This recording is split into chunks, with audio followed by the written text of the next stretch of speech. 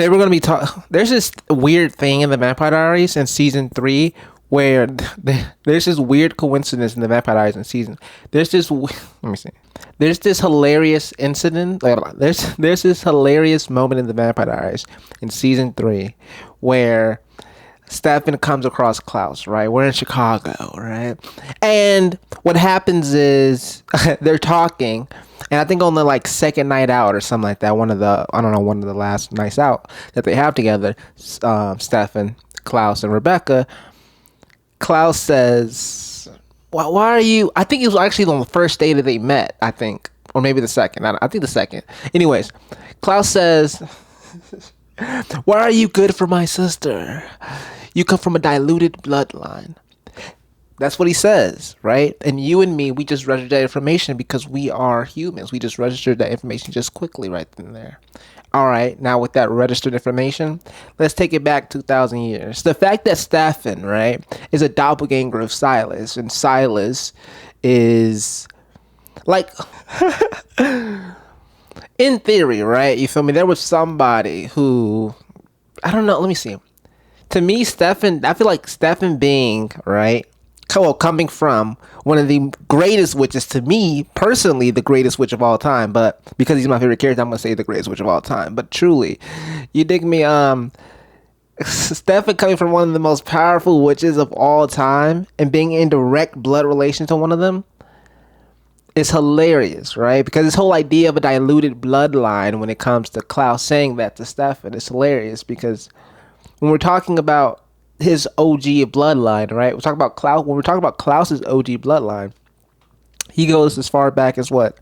Dahlia, and of course Dahlia and Esther has parents and stuff like that, but Dahlia's just Dahlia. Now we can go into her history, right? The firstborn of the firstborn of the firstborn always become more powerful. But in truth, I mean, I feel as though, you know what I mean, the one with the dilutedness, you dig me, is that person over there, the Klaus of it all. Talking about some, why do you come from a diluted bloodline stuff, and why should you be dating my sister? Why should I allow you to date my sister? You know what I mean? Whole time, Klaus is mixed with, like, in the room, Klaus is the only one mixed with vampire, werewolf. You know what I mean? He's mixed with all type of da-da-da-da. But when it comes to a Stefan, right? Of course, he's a vampire at this point, but he doesn't come from a diluted bloodline whatsoever. He comes from the most, to me, personally, I'm speaking from this place of Silas is the greatest witch as far as the greatest witch ever. You know what I mean? And what do you mean when you say this, right? Because we have the hopes of the world, right? We have the bodies of the world, right? There's body fans out there, right? We have the Ketsies of the world. When I'm talking about the greatest witch ever and what makes up the greatest witch ever, right? I'm talking about intellect. I'm talking about intellect meeting power, right? So when we're talking about a body, right? She has the greatest capability to, like, she has the greatest capability of a witch and of a psychic. Simple as that, which means that she is the most powerful TBD person born on the timeline, if that makes sense. Like, she, like, yeah, me and but then again, Ken had a child with Ben's mother. Ben was probably born on TV. Well, he was. Ben was born on the TVD world. And he's a demigod, but it's like, okay, so Bonnie, right? Bonnie is the most powerful. She has the highest capability, right? Out of anyone who is not in direct relations to the gods. You feel me? Like, she's not a demigod or a full god, right? So out of people that are just like naturally born, you feel me, on this TVD world without any connection to the gods, to be honest, she is the one with the most natural, the most capabilities, right? Well, the most potential, you know? So when we're talking about a Cade, right? Bonnie has the potential to be a Cade, but with the perk of being a fully functioning witch. You feel me? And that's like looking at it from a logical perspective, right? So when I say that Silas is the greatest witch of all time, I'm talking about intellect meeting power, right? And so, are we gonna bring up Ketsia, right? Okay, cool. Let's bring up Ketsia. Intellect meets power, right? But she doesn't have what it takes to really, like, her heart is not. If you look at Silas and you look at Ketsia, there's a level of evilness, a level of soullessness. Let me be very concise with my words here. A level of soullessness that Silas has behind his eyes when he's looking at anyone outside of Amara. Do you know what I mean? When it comes to Ketsia, she gets along like she's very personable. Well, I mean, Silas is charismatic, so I suppose he's personable as well. But Ketsia is there's some humanity intact, right? She feels her emotions very rawly. She like wears her emotions on her sleeve, and you can tell that she's human behind the eyes, you know? But when it comes to Silas, there's just a soullessness about him. You know what I mean? Genuinely. You don't see the humanity within Silas until you get to episode 6 and 7. And that's what I mean, right? So, and what do you mean by that soullessness? What does that soullessness have to do with anything, right? Why does that soullessness separate Silas and Ketsia, you feel me, in being the greatest witch ever? Because this soullessness allows for him to aspire to greater heights, right? When we're talking about intellect and power, I said intellect and power. Intellect meeting power is what causes the greatest witch ever. But if we're talking about intellect and power, like I said before, we can have Ketsia and Silas right there. You dig me? But what separates Silas from Ketsia is the soullessness, right? And that soullessness leads to higher aspirations and higher inclinations of witchcraft. You know what I mean? So, which means that he's gonna there's no one else who will just wake up one day and be like, oh my gosh, I want immortality. You know what I mean? No. Like, when he wants something, he's going to get it. You know, he's going to get it. You know what I mean? He's going to truly go the length. You know what I mean? And I can talk deeper into that, right? Us as TVD fans like semantics, right? So I have to bring up this whole situation. When we're talking about Season 5, Episode 7, after Silas whoops Ketsia in the Salvatore, boarding house, right? You feel me? In their little, by the fireplace, right? By that point, she has a talisman on, but that's a whole different discussion. By that point, she didn't complete the anchor spell, and she wanted to die in peace, right? When Elena pulls up to her, she literally says, can a witch die in peace? Or can a lady die in peace? Or something like that. Or can a woman die in peace? You know what I mean? After the interaction that she has with Silas, she gives up on her revenge in that moment. Elena has to pull her off the ground to complete the anchor spell. And that's what I mean by, mind you, which means that Silas, you dig me, would have cooked, would have won immediately, would have won easily. Of course, we have the situation with him having to live through the Stefan situation when it comes to Stefan, Amara, and Silas. You feel me? That whole situation. You have to live through that.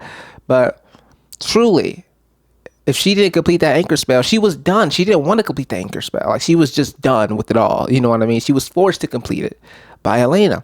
So when we're talking about that level of humanity within, that level of emotion, raw emotion, heart on your sleeve, level of humanity within Ketsia as opposed to Silas. Silas has been tunnel vision since the moment he stepped on the scene, but even before then, right? You know what I mean?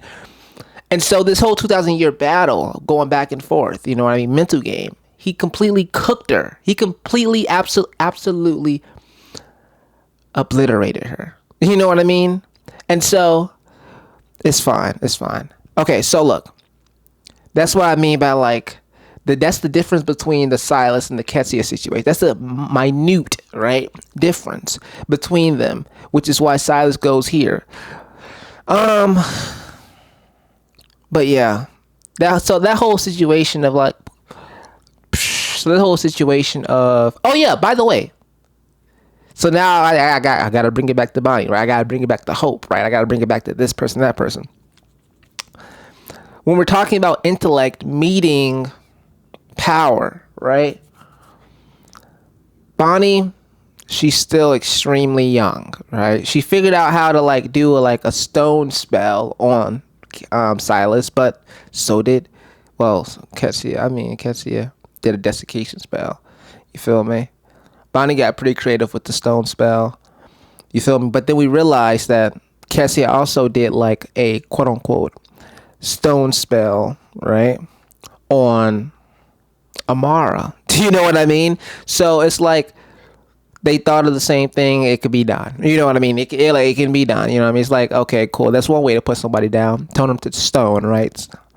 Anyways, this whole thing of like, when it comes to Bonnie, intellect meeting power is not always there. I know. Oh my gosh, we have to save Klaus, right? Even the Klaus situation, right? Putting Klaus inside of Tyler, right? To keep her friends alive. You know what I mean? Hey, W. You know what I mean? Like, there's moments where the intellect meets the power. You know what I mean?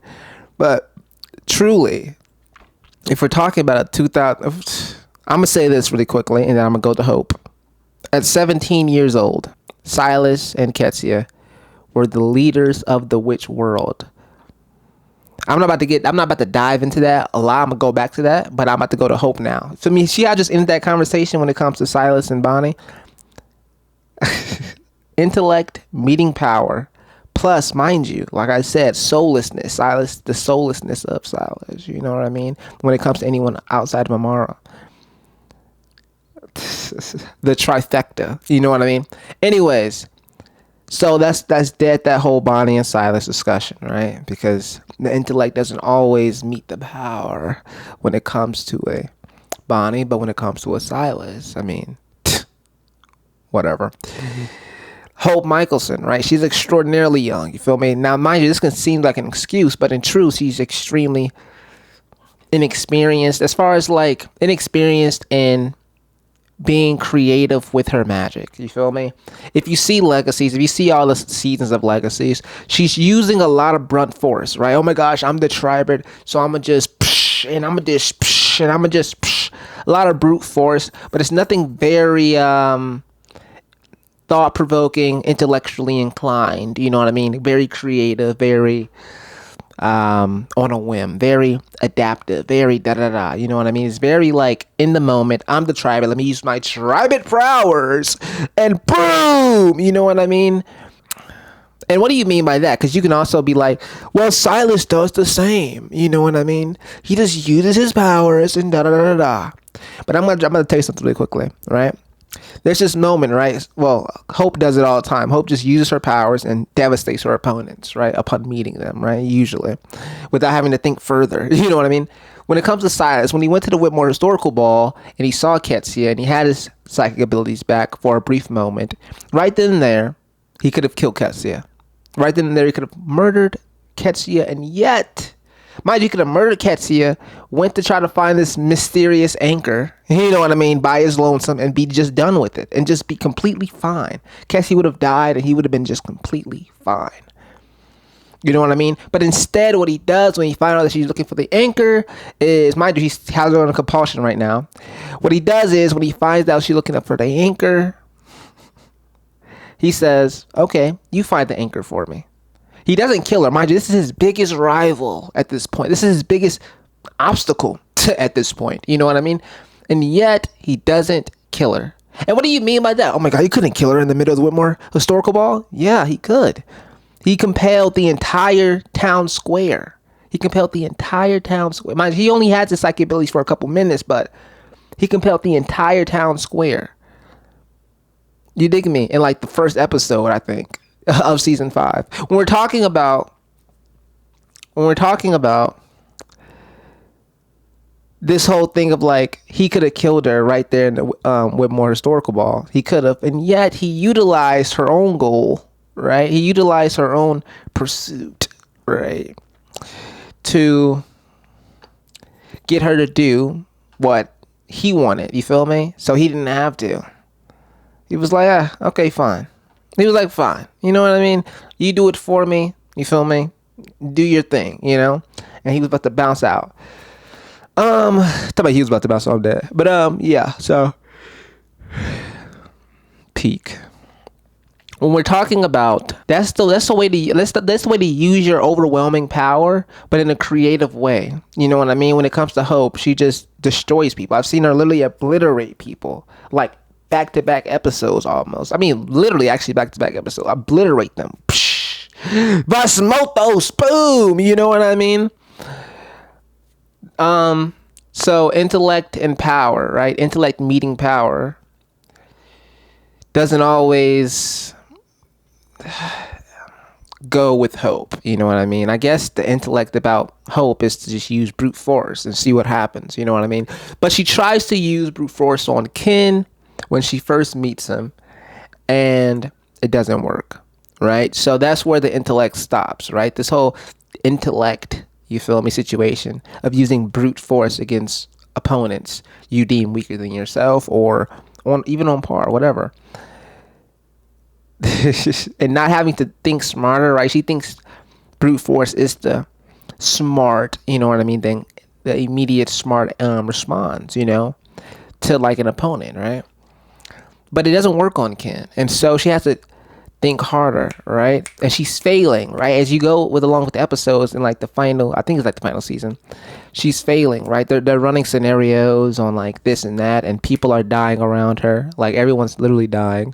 If it wasn't for Landon becoming the ferryman, we would have been pretty much cooked. We would have been absolutely cooked. A lot of people would have died, is what I'm trying to say. And a lot of people did die, even when he was the ferryman. You feel me? He had to bring them back, but it's fine, right? And so when we're talking about the hopes of the world, the bodies of the world, let's talk about Anadu, right? Anadu was much like Hope, but, you know, much more annoying, but much more like possessive based, right? So I'll possess this person's body, and I'll possess that person's body. I'll possess a Marcel, you know, and I'll possess a Klaus, you know what I mean? She's very like very spirity, you know what I mean? She's very much like, I do this spirit stuff, you know?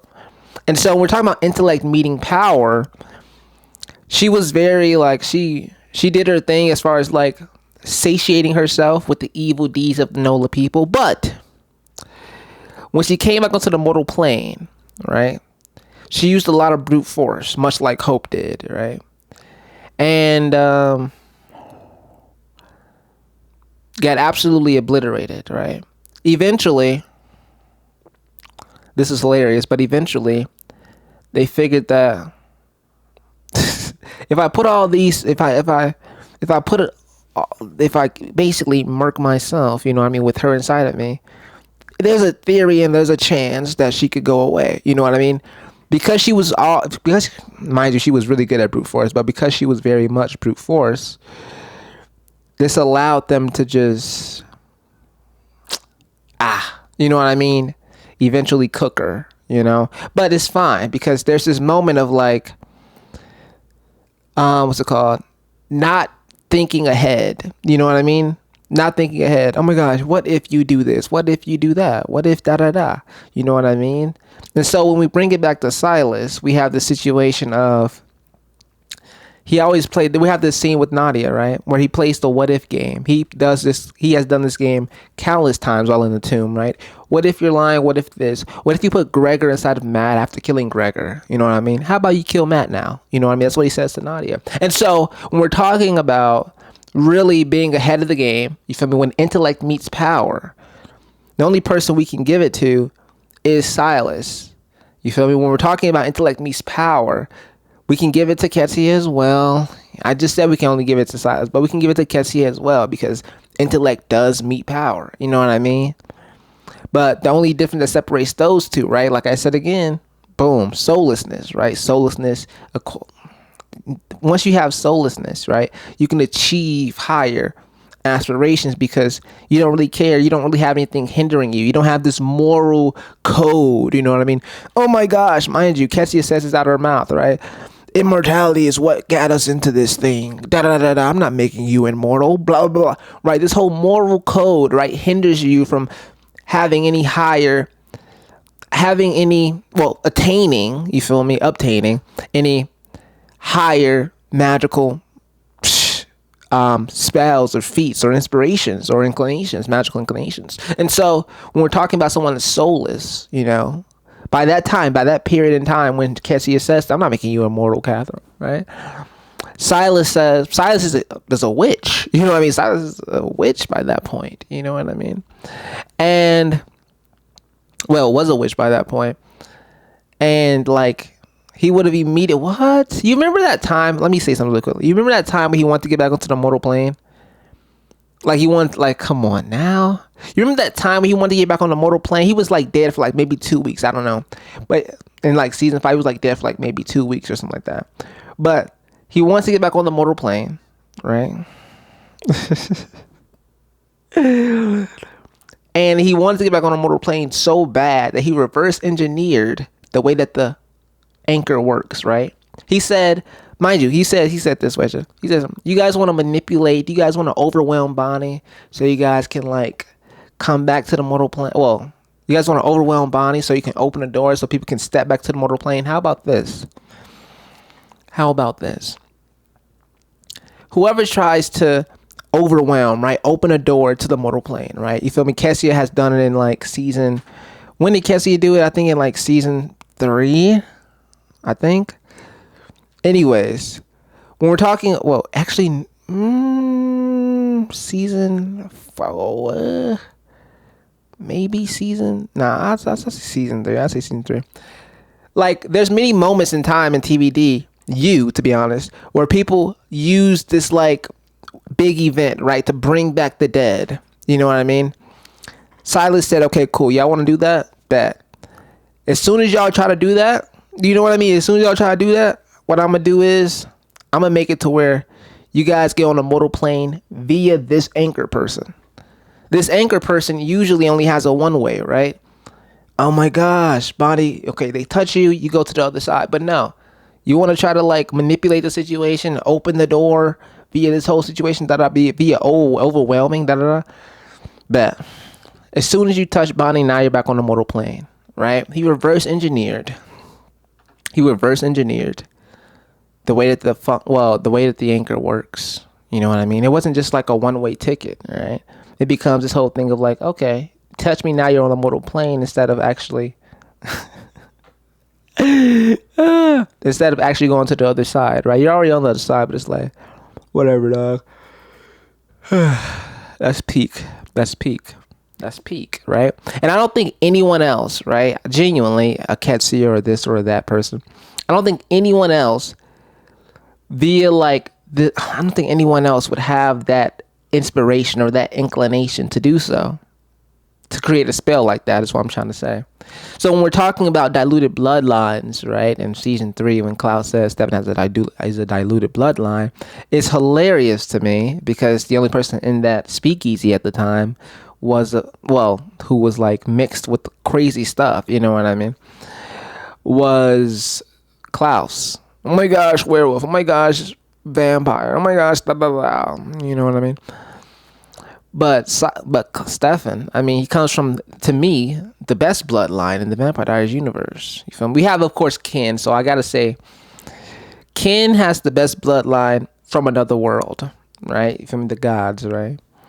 But then we have TVD world, right? On the TVD world, I feel as though Silas has the best bloodline. Simple as that. But that's just my thoughts on the matter. What are yours? And that's the this video. Like the video, subscribe, and hit the post notification bells, because I make these small, I don't know, like sometimes they be 40 minutes long, sometimes they be 4 minutes long. You know what I mean? It's just about how I'm feeling that day. So if you want to listen to me yap about some TV day, like the video. Well, I mean, subscribe. No, I mean, hit the notification bell. Yeah, ciao, bow, lao, kung yao. Okay, dig me?